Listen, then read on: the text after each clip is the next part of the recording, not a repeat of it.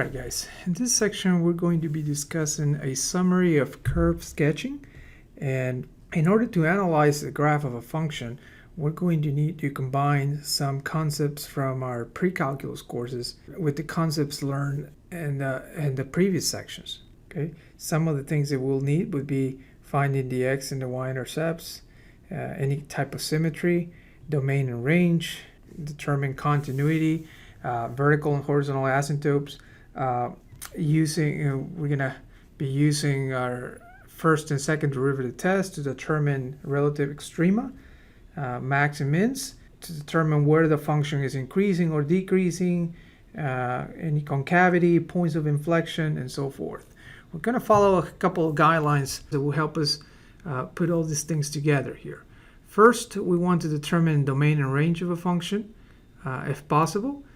Then we're going to determine the intercepts, asymptotes, and symmetry of the graph. And all of this is from your pre-calculus course. Right? And then finally, we're going to locate the x values for which the first derivative and second derivative are either 0 or do not exist. This will help us with the critical numbers and possible points of inflection.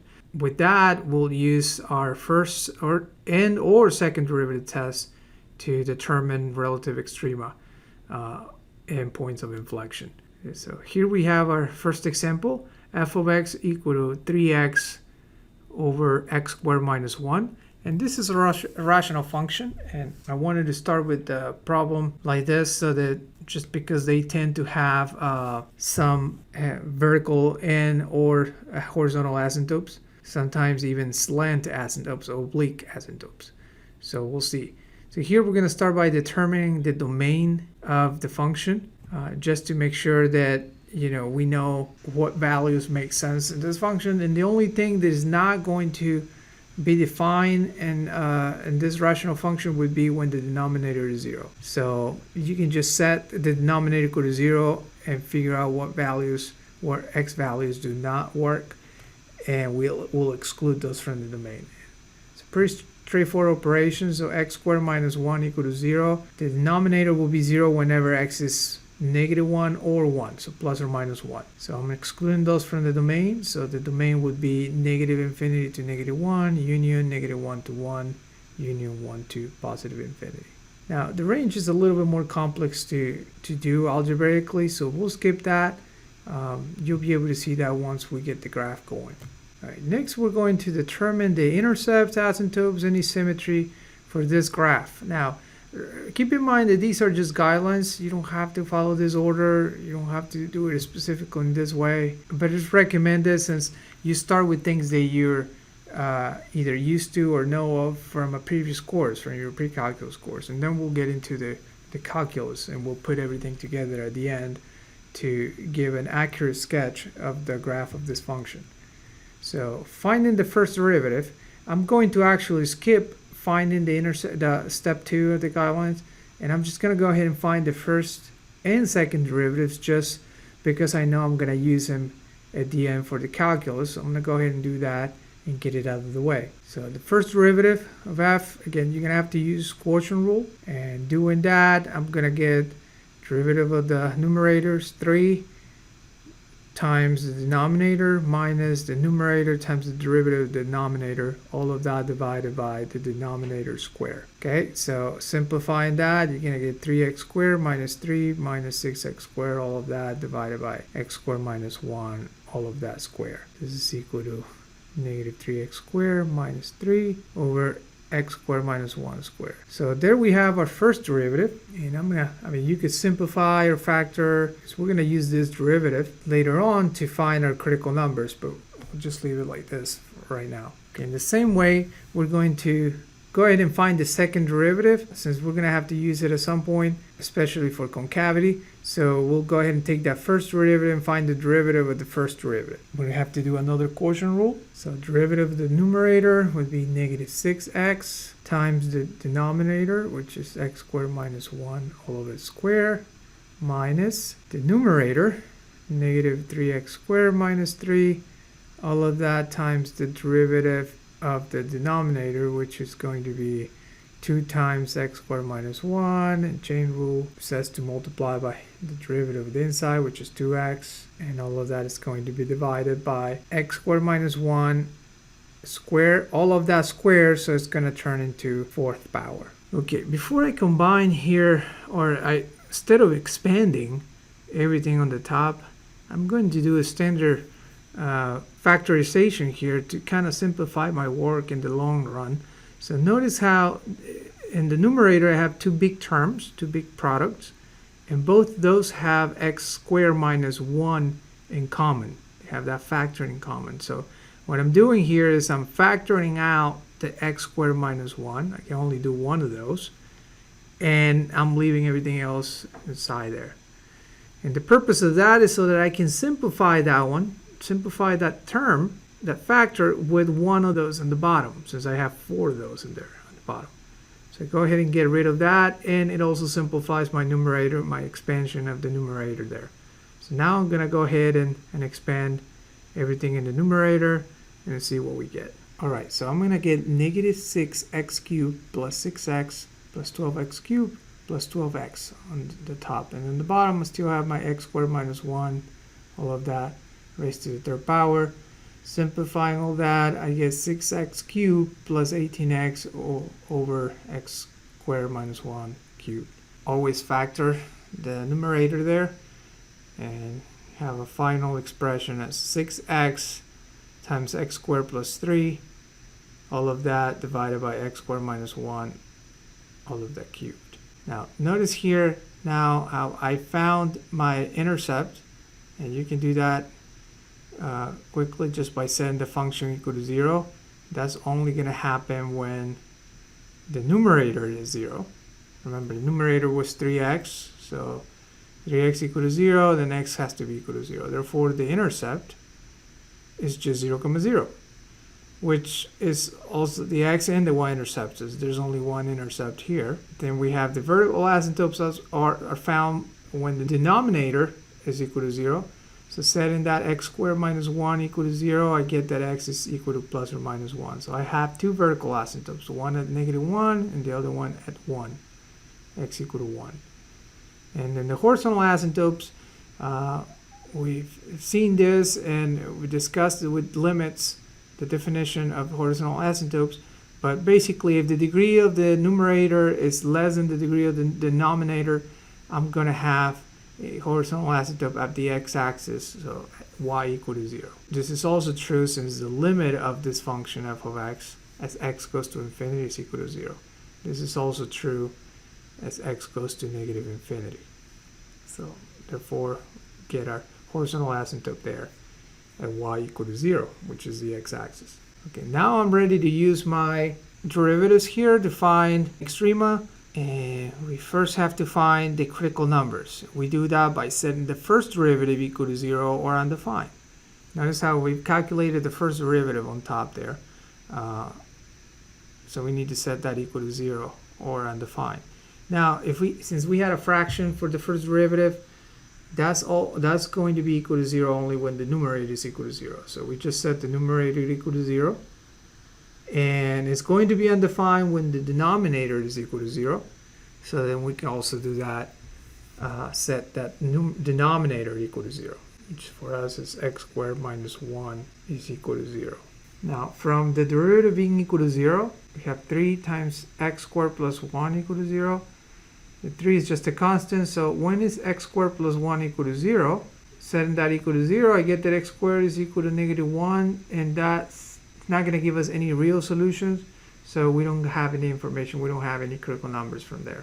From the first derivative being undefined, I get that x is equal to plus or minus 1, but we've already seen that those two numbers, those two x's are vertical asymptotes, or there are two vertical asymptotes at those x values.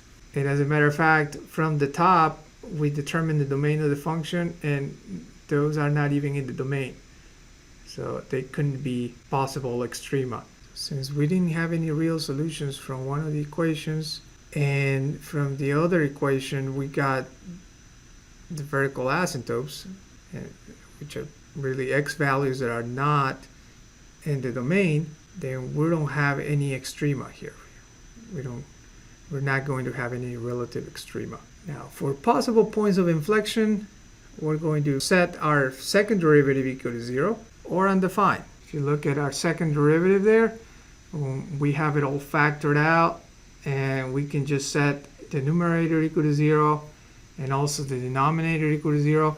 But again, the denominator is going to give us plus or minus 1, which our vertical asymptotes are not in the domain, so we can disregard that part. We just set the numerator equal to 0 to find when the second derivative is equal to 0. And from there, we're going to get that x is equal to 0. So x squared plus 3 is not going to give us any real solution.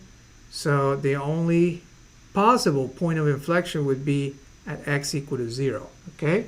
Well, how are we going to determine whether there is, in fact, a point of inflection here or not? We're just going to have to test something before and after 0 and test our, the second derivative there. So we have our 0 there. Now, make sure you pick something. Don't pick -1 or 1 because there are vertical asymptotes there, so just pick something else. You can do any number except those. So I'll just do a -1/2 and a 1/2, right? Plug those into your second derivative and see what sign you get, right? And if you have a change in sign from one to the other, you're going to have a point of inflection. If not, then there's no point of inflection. I'm just going to let you do that work on your own, but if you plug in -1/2 into the second derivative, you're going to have something positive.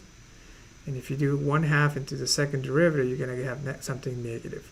So therefore, you have a change from concave up to concave down at x equal to 0. Therefore, x equal to 0 is a point of inflection, which we already know is the origin to 0, 0. All right, here we have a sort of summary of everything that we've done, including our intervals where the function increases or decreases. In this case, the function decreases the whole time.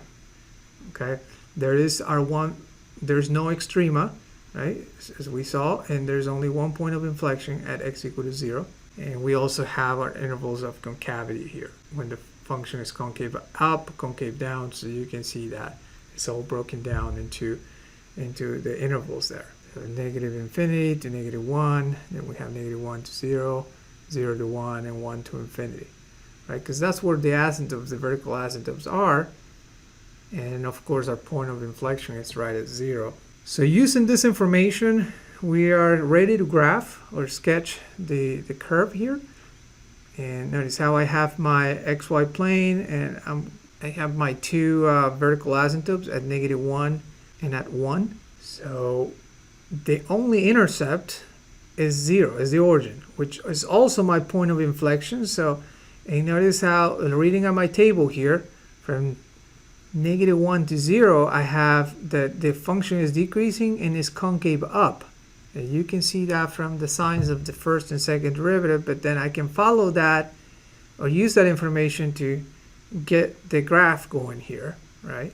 I come from, in that middle section, I come from positive infinity and concave up, and then I change concavity at the origin, turns into concave down and goes to -infinity, still decreasing, right? Same way from -infinity to -1, the whole time the function is decreasing and is concave down. So then, because it follows, remember I have a horizontal asymptote at the x-axis as well, right? So then the curve has to follow those asymptotes there. In the same way, I do on the right side, I'm going to be on the top there. And I know that just by, several ways of finding out, but just by looking at my chart here, my table, I know that from 1 to infinity is decreasing and is concave up. So the only way is to be right there on top above the x-axis, right? Following those asymptotes. There we have it. Right, so here's one more example. Another rational function. We have f of x equal to x squared minus 6x plus 12 over x minus 4. All right, here in a similar way, we're going to follow our guidelines here. We can start with the algebra or find the derivatives now and use them later to find our critical numbers and points of inflection. Either way, I mean, once you understand what you're doing or what you need to analyze, then you don't have to follow any particular order here. Now, I notice here that this rational function, the numerator has a degree higher than the denominator. So I'm going to go ahead and do a long division, or in this case I could do synthetic division, if you remember how to do that from your pre-calculus course. And because it may simplify when finding derivatives, and also you'll see that you're going to have to do it later anyways, and you'll see why. So I do synthetic here, and you also do long division, and I get that my quotient is x minus 2, and my remainder is 4, which we write it as 4 over the divisor, which is x minus 4. And notice how having it in this form, I can find the derivative quickly. Instead of doing quotient rule, I'll just, do the derivative of this division here.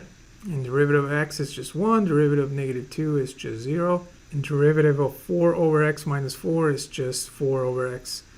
It's negative though, negative 4 over x minus 4 squared. Okay, combining all that, I'll let you do that work. That's going to be equal to x minus 2 times x minus 6 on the top divided by x minus 4 squared. And I left it like that because I'm going to have to set that equal to 0 at some point to find my critical number, so it just makes it easier to leave it in that form. All right, in the same way I can do the second derivative, and I'm going to skip all the work here. But the second derivative is going to be equal to 8 over x minus 4 cubed. Let's start describing some information, some things from this function. We have a vertical asymptote at x equal to 4, since that's when the denominator is equal to 0. There's actually no horizontal asymptote because the degree of the top is greater than the degree of the bottom, right? The degree of the numerator is greater than the degree of the denominator. So then we're going to have a slant asymptote. And sure enough, we're going to use our division that we did here on the side to find the slant, and it happens to be the quotient of that division.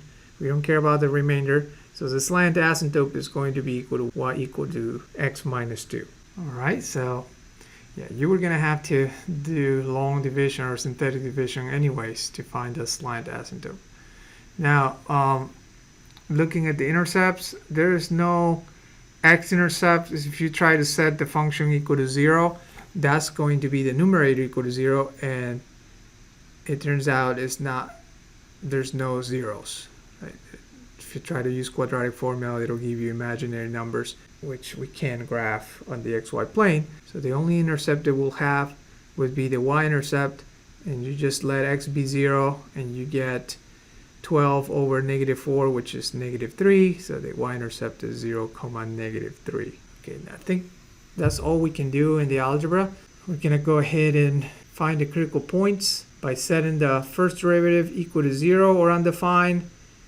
And the undefined part you can disregard because that's going to be when x is equal to 4, but we know there's a vertical asymptote there. Okay, it's not even in the domain of f. So from the numerator of our first derivative, that's why I left it all factor in there, x minus 2 times x minus 6, send that equal to 0, we get that x is equal to 2 and 6. So those are our critical numbers. And since we already have our second derivative above, we can just evaluate our critical numbers and our second derivative and use our second derivative test to determine relative extrema. So evaluating 2 in our second derivative, we get negative 1, which is less than 0. And evaluating 6 in our second derivative, we get 1, which is greater than 0. So by the second derivative test, if your second derivative evaluated at a critical number is negative or is less than 0, then we have a relative maximum there. And if it's greater than 0, then we have a relative minimum. So there we have our relative extrema. Obviously, we're going to use first derivative to determine when the function is increasing or decreasing, the second derivative when it's concave up and concave down. But setting the second derivative equal to 0, we see that that's not possible. So that second derivative is never going to be equal to 0 since the numerator is 8, it is a constant that will never be 0. And therefore, there's no point of inflection in this case. And so putting everything together, summarizing what we've done into this table, I get all the different intervals here in the breakdown of when the function is increasing, when it's decreasing, when it's concave up, concave down, and where we have our extrema here, right?